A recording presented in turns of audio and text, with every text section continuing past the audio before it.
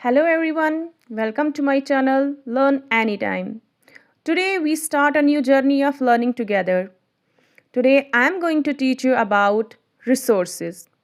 Resources हमारे class 8 की geography का फर्स्ट चैप्टर है और अगर आपने देखा होगा अब तक भी जो भी जियोग्राफी में चैप्टर्स होते हैं वो एक कहानी से स्टार्ट होते हैं।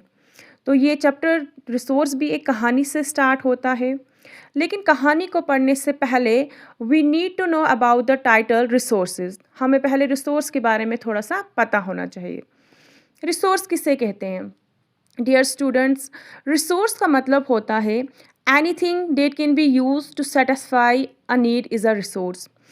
हमारी बुक्स में यही लिखा है कि anything that can be use to satisfy a need is a resource. कोई भी चीज़ जो हमारी नीड्स को सेटिस्फाई करती उससे हम रिसोर्स कहते हैं। ये डेफिनेशन तो प्रॉपर है, लेकिन थोड़ी सी इसमें जो है वो कमी है। कमी ये है कि अगर हम ये कहते हैं कि एनीथिंग कोई भी चीज़ जो हमारी नीड्स को सेटिस्फाई करे वो रिसोर्स है, तो क्या एक इंसान अगर ड्रग्स कर रहा है तो क्या उस इंसान के लिए ड्रग्स जो है वो रिसोर्स है? नहीं, क्योंकि रिसोर्स का मेन मतलब है anything that can satisfy our need and is culturally acceptable, economically feasible.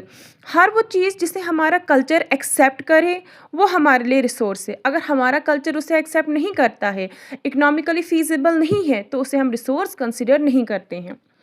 अब चलते हैं हम इस स्टोरी पे। हम देखते हैं कि यहाँ पे लिखा है Mona and Raju were helping Amma to clean their house. Mona और राजू दो बच्चे हैं, वो अपनी मदर की हेल्प कर रहे हैं घर को साफ करने के लिए। Look at all these things, बहुत सारी चीज़ें दी है वहाँ पे। कपड़े दिए हैं, यूटेंसिल्स बर्तन होते हैं, कपड़े, utensils, food grain, com, this bottle of honey, books, each of these has a use, said Mona. Mona कहती है कि हमारे घर में ये जो भी चीज़ें हैं, कपड़े हैं, बर्तन है, कंघी है, इन सारी चीज़ों का कोई ना कोई इस्तेमाल है। That is why they are important, said Amma. अम्मा कहती है ये हमारे घर में ये जो भी चीज़ें हैं इनका कोई ना कोई यूज़ है, इसीलिए ये बहुत ही ज़्यादा इम्पॉर्टेंट है। These are resources. अम्मा कहती है कि ये रिसोर्सेज है। What is a resource was Raju's question to Amma. Raju अम्मा से पूछता है कि अम्मा रिसोर्स क्या होता है? अब देखो, जिस बच्चे ने पहली बार वर्ड रिसोर्स सुना होगा तो उसे उसके बारे में पता नहीं होगा, तो वैसे ही राजू को भी रिसोर्स के बारे में पता नहीं था। तो अम्मा उससे कहती है anything that can be use to satisfy a need is a resource. जो मैंने आपको पहले भी कहा कि कोई भी चीज़ जो हमारी नीड्स को सेटिस्फाई करे उसे रिसोर्स कहते हैं, लेकिन हम यहाँ पे थोड़ा सा इसमें एडिशन ये करेंगे कि anything that can be use to satisfy a need and that is culturally acceptable and economically feasible. Look around you and observe. You will be able to identify many types of resources. अब अम्मा अपने बच्चों से कहती है कि आप अपने इर्द गिर्द देखोगे तो आपको बहुत सारी चीज़ें दिखेंगी जो हमारे लिए बहुत बेहतरीन रिसोर्स है।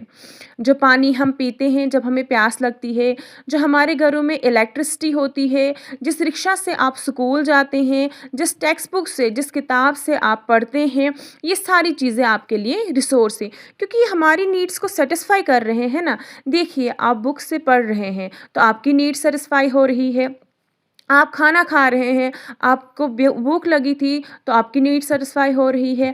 आपको कहीं जाना था और आप जो है वो रिक्शा लेके चले गए तो आपकी नीड वहाँ पे सेटिस्फाई हो गई। तो ये सारी चीज़ें हमारे लिए जो है वो रिसोर्स है।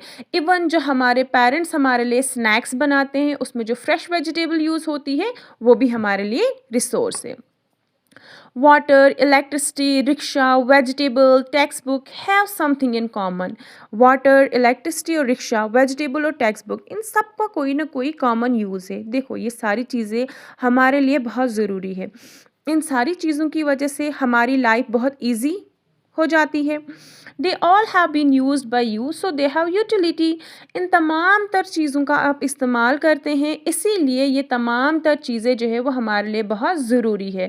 यूटिलिटी या यूज़ेबिलिटी का मतलब होता है कि यूटिलिटी और यूज़ेबिलिटी की वजह से कोई भी चीज़ हमारे लिए एक रिसोर्स बन सकता है। आज हम यहीं तक पढ़ेंगे, इंशाल्लाह कल हम इसे आगे कंटिन्यू करेंगे।